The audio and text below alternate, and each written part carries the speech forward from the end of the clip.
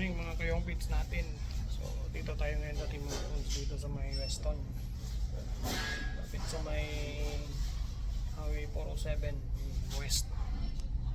So ito, nagkape muna tayo bago umuwi.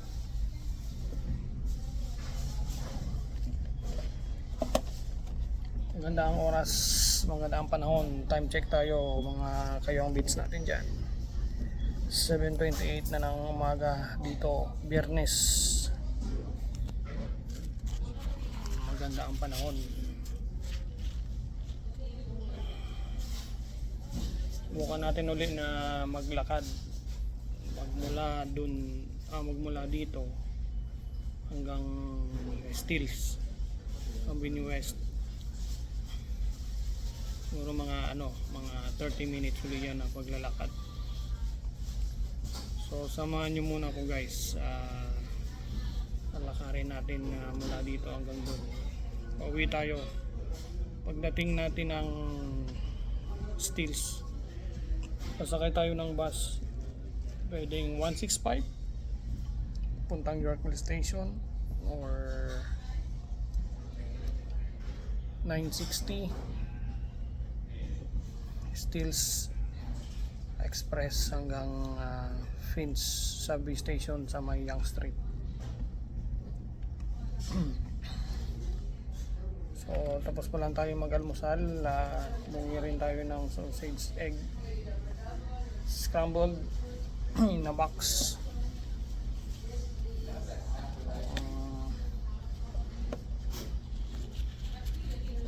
Pasensya na, wala nang intro kanina. So samahan niyo ako guys sa paglalakad. Tim Hortons, ito area ang nila, dining set. Tapon lang natin tong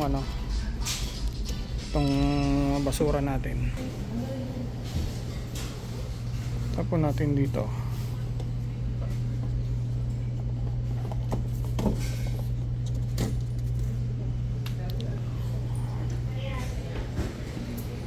Yes, please.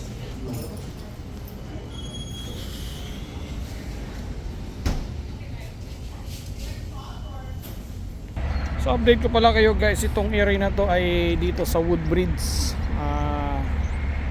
Vaughan, City of Vaughan. So itong area natin sa labas. Yan area natin sa labas, yan yung exit ng 407 West. So umpisa na natin ang paglalakbay patungong bahay.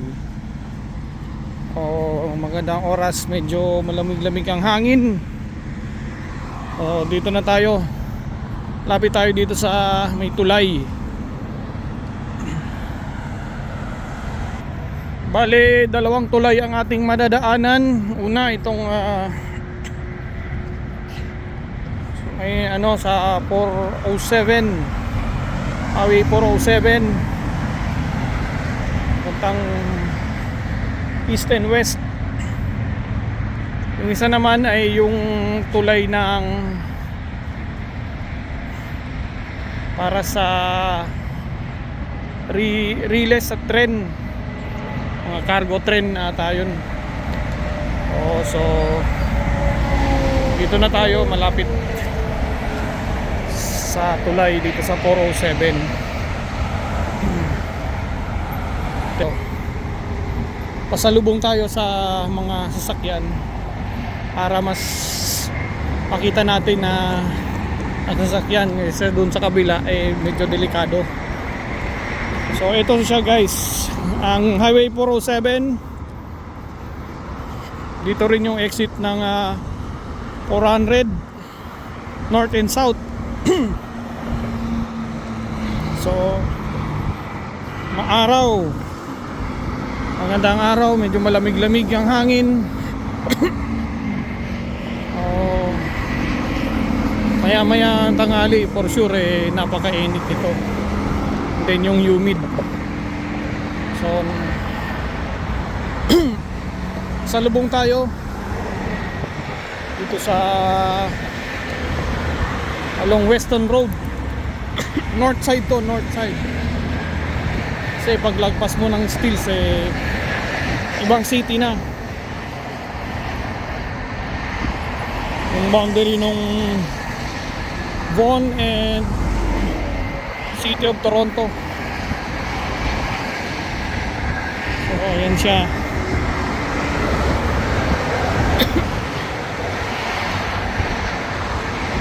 So may madadaanan din tayo dito ng ano, mga isang building ng mga gustong mag-workout. Yung ano, Lifetime Athletic.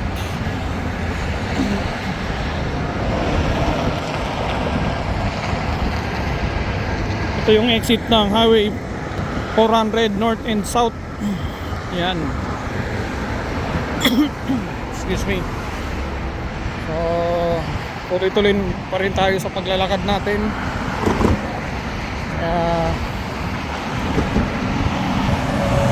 Yan. Magandang oras, init, mahangin. Ang hangin ay malamig-lamig. Lapit na tayo dito sa may Lifetime Athletics. For sure maraming mga nagwo-workout dito. Siyempre hindi libre.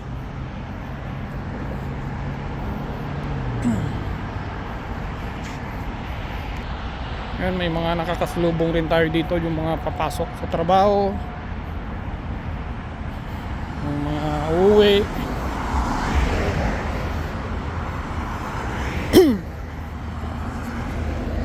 Itong mga sasakyan na yan sa kanan, eh, yan yung nag-exit ng Highway 407. Dito nag-exit sa Weston Road. Dito sa kaliwa natin yung Lifetime Athletic Building, nandito siya. Kaya yan, tuloy-tuloy pa rin tayo sa paglalakad natin. Salubong natin yung mga sasakyan.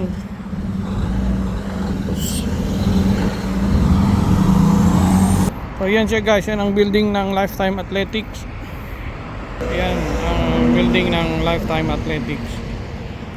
So maraming nagwo-workout dyan.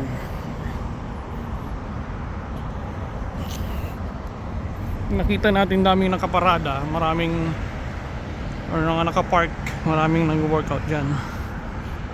Kahit weekdays.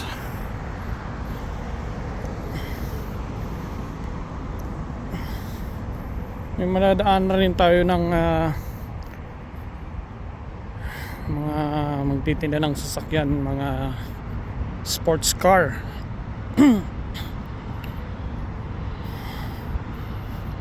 Malapit na tayo dito sa intersection ng Weston Road North and Century Place. Yan guys, maraming nga mga nakapark, maraming workout dyan. So tuloy-tuloy pa rin tayo sa paglalakad natin. Yes, may nakita tayong kakaibang sasakyan. Ayan, masalubong natin. Ayan. Kung Lifetime Athletic eh, meron rin pala silang coffee shop sa loob at may spa. Ayan. Yan yung nakalagay sa details nila. So dito na tayo sa may Century Place and Weston Road. So tatawid tayo.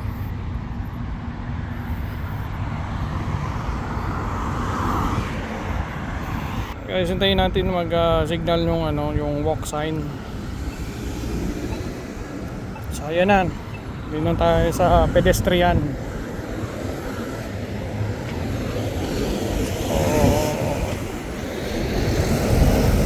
Dito na rin tayo malapit sa sinasabi kong ang titinda ng mga sports car.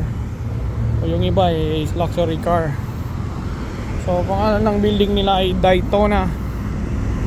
Ayan guys, ay makita nyo. Ang mga sasakyan na yan, mga sports car yan sa loob. Tuloy-tuloy pa rin tayo sa paglalakad. Dito tayo sa may Daytona building.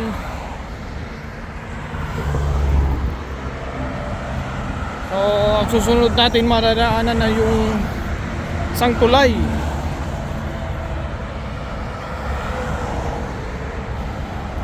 Yung sa baba ng tulay ay yung yung railroad o riles ng tren.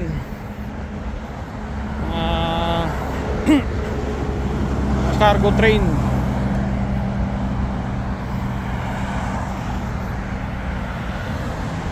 So dito pa rin tayo sa Long Weston Road.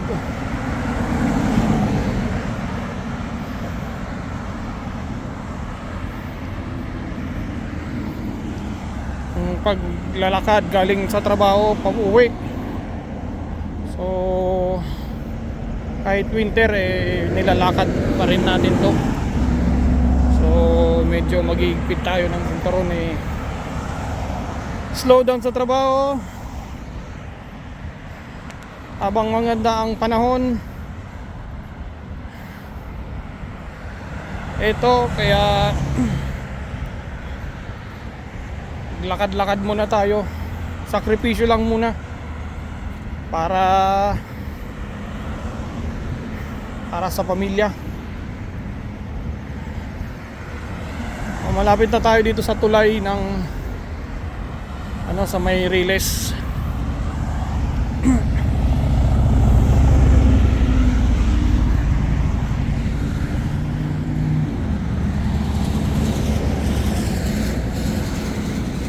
Pasalubong tayo sa mga sasakyan. Dito tayo sa sidewalk.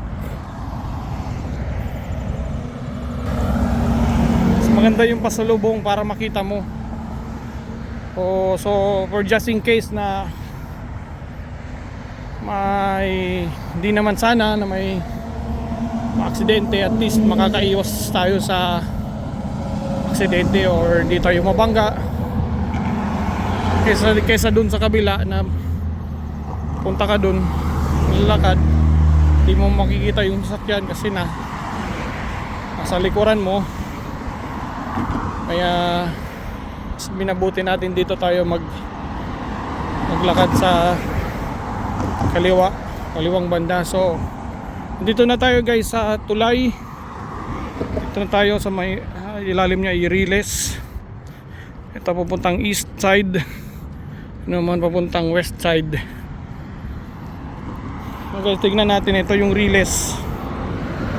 Ito ng mga cargo train. Ito yung riles. Ayun, may train na paparating. Ayan. So doon naman sa kabila yung west side ng riles. Medyo malapit na tayo sa Steels. Malayo-layo pang lalakarin, siguro mga 400 meter to 500 meter pang distansya.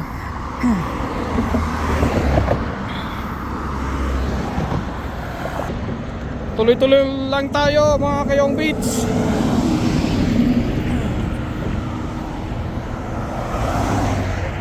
Kahit hindi pa tayo na monetize, tuloy-tuloy lang tayo sa pag-upload.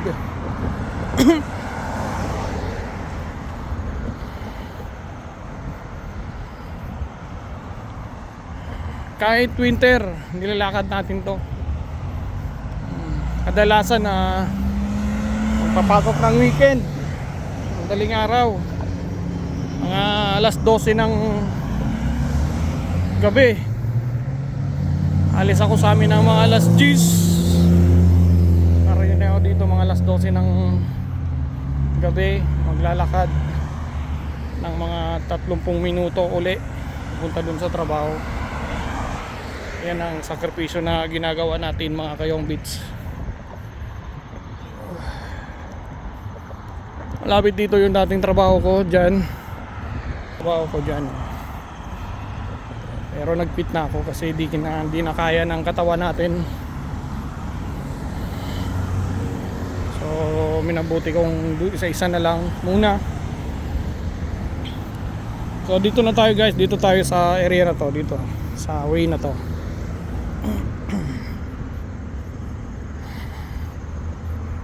Yun tayo sasakay sa bus na yun. Hintayin natin.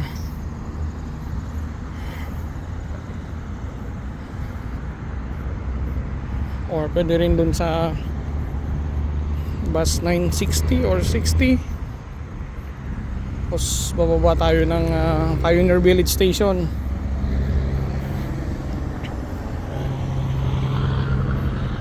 Tatawid muna tayo. Ayun guys, nakatawid na tayo. So dito na tayo sa right side. Lapit na tayo sa bus stop. So, yung bus 165 ng TTC or the Toronto Transit Commission. Halos magka-connected lang sila dito sa bus ng YRT, yung York Region Transit dito sa Vaughan. Papuntang Mississauga, papuntang Brampton. Mayroon rin express dito ng 989.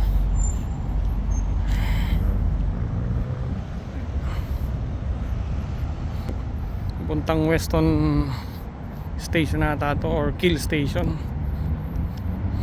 No, malapit na tayo dito sa Steeles Avenue West.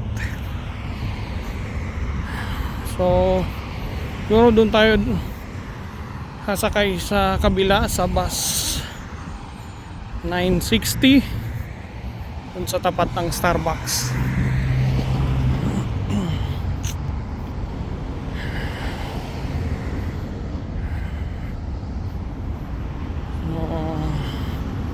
Tuloy-tuloy lang sa paglalakbay.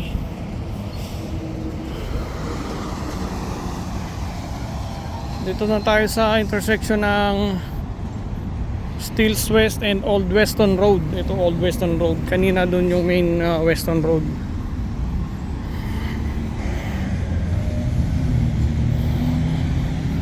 So, maghihintay tayo ng bus 960. Marami yan ang bus.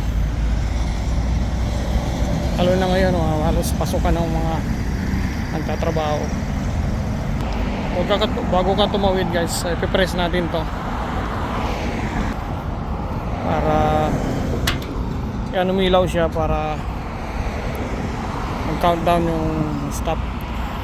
Doon tayo sasakay sa kabila sa may tapat ng Starbucks.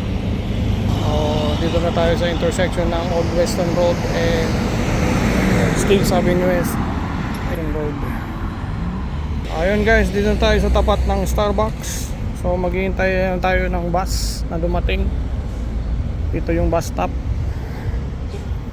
So itong sa kabila pala, ito dun sa kabila is Vaughan, dito Toronto na.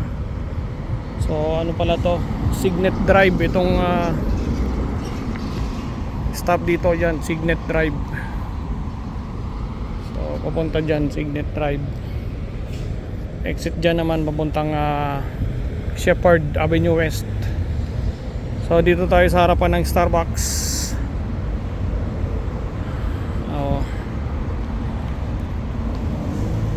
Dito yung bus stop dito.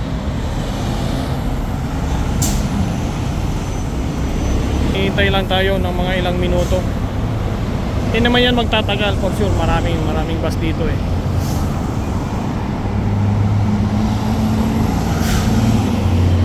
Maraming sasakyan, mga pasok ng trabaho. Ayan.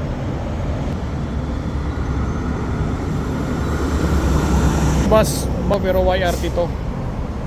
Hindi tayo dito, medyo mahal ang pamasahe dyan. TTC tayo.